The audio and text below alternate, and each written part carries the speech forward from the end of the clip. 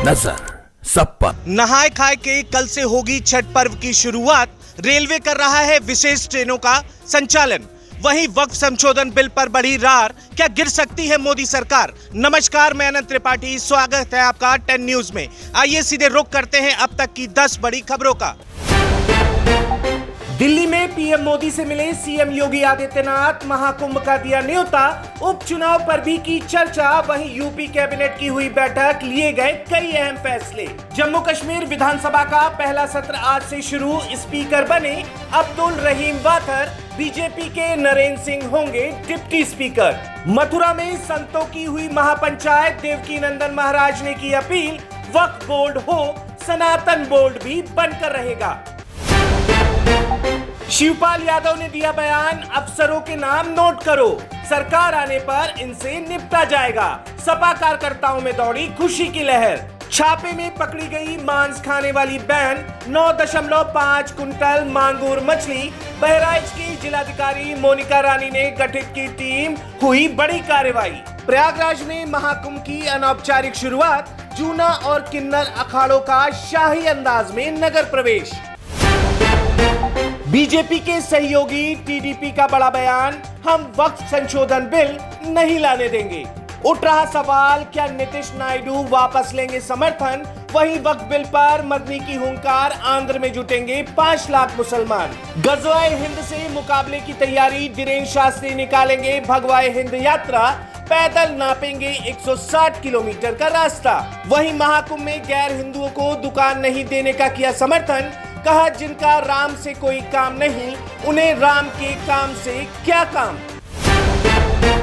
मध्य प्रदेश में चुनाव से पहले कमलनाथ का तंज भरा संदेश, लिखा, शिवराज को वर्षों लगे, मोहन यादव ने कुछ महीनों में रचा कीर्तिमान। जंगल राज कायम करने में शिवराज ने सालों लगाए, लेकिन मोहन यादव ने चंद महीनों में ही कर दिखाया है। भाजपा सरकार झूठे वादे कर सत्ता में आई है। युवाओं को रोजगार देने की बात हो या फिर लाडली बहनों को 3000 रुपए प्रतिमाह देने का वादा, किसानों को बोनस देने का वादा कागजों तक सीमित है।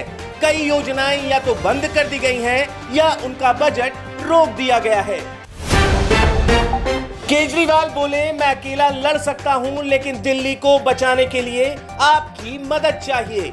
जनसभा में एक बार फिर कहा कि सारे पुराने बिल माफ करके पानी का बिल 0 कर देंगे। जिन लोगों के गलत बिल आए हैं, पानी का बिल भरने की जरूरत नहीं है। आप जेपीसी के सदस्य हैं। अब वक्फ बोर्ड के बाद देवकी नंदन ठाकुर जी ने सनातन बोर्ड की मांग करने की बात की है सरकार से, इस पे क्या कहना चाहेंगे? तो उस सनातन बोर्ड में रहेगा कौन? पहले ये बताइए। 100 साल से इस देश का एक संगठन है आरएसएस, राष्ट्रीय स्वयंसेवक संघ। मैं बहुत कड़वी बात कह रहा हूं, अगर आप मौका लगे तो पूछ लीजिएगा। 100 साल हो गया इनको, ये 100 साल पुराना संगठन है। 100 वर्षों में एक भी दलित, पिछड़ा और आदिवासी आरएसएस का प्रमुख नहीं बना। कारण क्या है बताइए मुझे आप? एक भी दलित, पिछड़ा और आदिवासी आरएसएस का प्रमुख नहीं बना। पहले तो इस पे बहस कीजिए ना। इस देश की 80-85% आबादी को आप अपने संगठन में हिस्सेदारी नहीं देते। जहां पे 50 से कम बच्चे हैं, वहां के स्कूलों को समायोजित करने की ये तो अपने आप में ही बड़ी हास्यास्पद बात है। आपने स्कूलों को इतना बदहाल कर दिया कि वहां पे बच्चे अपने पढ़ाना नहीं चाहते लोग, तो 50 बच्चे कैसे पूरे होंगे सर? आप मुझे बताइए। अगर स्कूल अच्छे नहीं होंगे, टूटे होंगे, टाट पट्टी पे बैठ के पढ़ेंगे बच्चे, मिड डे मील में उनको पानी वाली दाल दी जाएगी, क्यों जाएंगे वो स्कूल पढ़ने के लिए? आपने सरकारी शिक्षा को बढ़ावा देने के लिए कोई काम किया? इसलिए 50 से कम बच्चे होंगे तो आप उसको सुधार करने के बजाय उसको बंद कर देंगे। आपको शर्म नहीं आ रही कि आपके स्कूल में 50 बच्चे भी नहीं इकट्ठा हो रहे हैं? तो शर्म आने के बजाय, आपको इस बात पे अपनी सरकार के ऊपर गुस्सा आने के बजाय आप सरकारी स्कूल ही बंद कर दे रहे हैं। जी, इस समय उपचुनाव क्षेत्रीय मुद्दों से इतर पोस्टर वार पर उतर आया है। एक तरफ बटोगे तो कटोगे पोस्टर लगाए जा रहे हैं, दूसरी तरफ चुनेंगे जीतेंगे ऐसे तमाम पोस्टर लगाए। तो क्या ये उपचुनाव अब पोस्टर वार पर आके ठहर गया है? देखिए, मैं तो बहुत साफ तौर पे कहना चाहता हूँ, इस देश के दलित, पिछड़ों, आदिवासियों और अल्पसंख्यकों के खिलाफ भारतीय जनता पार्टी के मन में नफरत भरी हुई है। ये देश का संविधान खत्म करना चाहते हैं, आरक्षण खत्म करना चाहते हैं। तो मैं तो ये कहना चाहूँगा दलितों, पिछड़ों, आदिवासियों, अल्पसंख्यकों से कि बिल्कुल बटो नहीं, मिल के भाजपा को हराओ। सांसद और आम आदमी के नेता संजय सिंह ने आज सदस्यता अभियान की शुरुआत की। बताया कि 50 लाख नए सदस्य बनाए जाएंगे, हर हफ्ते कुछ नए कार्यक्रम आयोजित किए जाएंगे और बहुत कुछ ऐसा जो आम आदमी के हित में होगा, आम आदमी पार्टी उसे करेगी। मैं अनंत त्रिपाठी, 10 न्यूज़, लखनऊ। श्रीनगर आतंकी हमले के बाद सीएम उमर अब्दुल्ला की सेना से अपील, इसे रोकने के लिए कुछ भी करो। वहीं श्रीनगर ग्रेनेड हमले पर सुरक्षा एजेंसियों से बोले उपराज्यपाल मनोज सिन्हा, आपको खुली छूट है। कनाडा में हिंदू मंदिर पर कट्टरपंथियों का हमला, महिलाओं बच्चों को पीटा। सांसद बोले हिंदुओं की रक्षा नहीं कर पा रहा हमारा देश।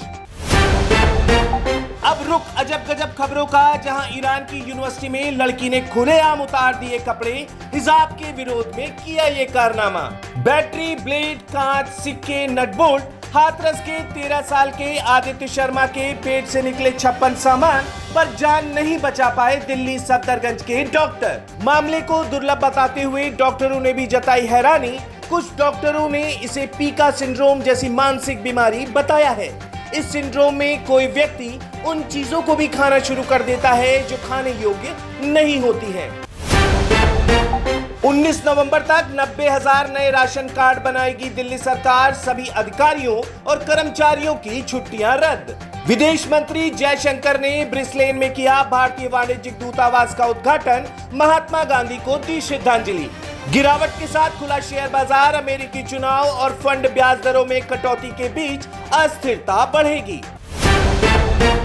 मिथुन की पहली पत्नी हेलेना ल्यूक का अमेरिका में निधन, 4 महीने ही टिक पाया था बंधन। हेमा मालिनी ने चेन्नई में अपने भाई दूज समारोह की शेयर की झलक। 38 वर्षीय मलयाली टीवी एक्ट्रेस ने 11 साल बड़े बाबा एक्टर और मोटिवेशनल स्पीकर क्रिस वेणुगोपाल से रचाई दूसरी शादी। बिग बॉस 18 में घर वालों के बीच पुलिस अवतार में पहुंचे रवि किशन, रजत दलाल से किए तीखे सवाल। तो ये थी अब तक की 10 बड़ी खबरें देश विदेश की। और भी ताजा तरीन खबरों के लिए जुड़े रहिए 10 न्यूज़ के साथ। नजर सब पर। नजर सब पर।